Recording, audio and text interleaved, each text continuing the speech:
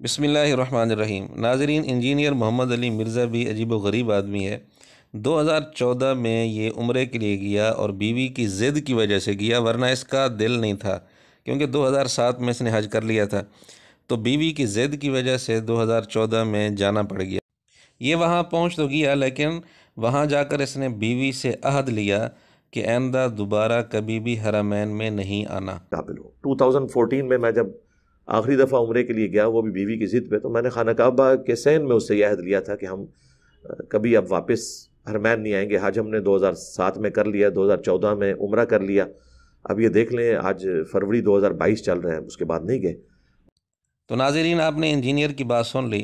بہرحال ہر ایک کا اپنا اپنا مزاج اور اپنا اپنا ذہن ہوتا ہے، اس پر تو ہم خیر بات نہیں کریں گے، لیکن عجیب بات یہ ہے کہ وہی بندہ جو 2014 میں خانہ کعبہ کے صحن میں بیٹھ کر بیوی سے عہد لے رہا ہے کہ حرمین دوبارہ کبھی بھی نہیں آنا، وہی بندہ 2016 میں یہ تمنا کر رہا ہے کہ مجھے مدینے کی موت اور جنت البقیع میں مدفن نصیب ہو جائے۔ آپ سن لیں۔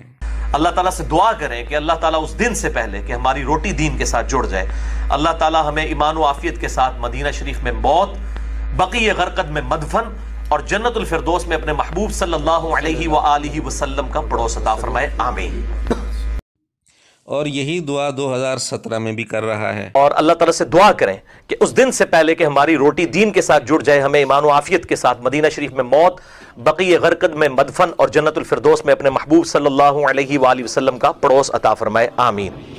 اب اس کا جواب انجینئر صاحب کے چاہنے والے ہی دے سکتے ہیں کہ جو بندہ 2014 میں نہ چاہتے ہوئے بیوی کی ضد پر عمرے کے لیے جا رہا ہے اور وہیں خانہ کعبہ کے صحن میں بیٹھ کر عہد لے رہا ہے دوبارہ حرمین میں کبھی بھی نہیں آنا، وہ 2016 اور 2017 میں یہ تمنا کرتے ہوئے نظر آتا ہے کہ مدینہ کی موت اور بقیع غرقد میں اللہ تعالیٰ مجھے دفن نصیب فرمائے۔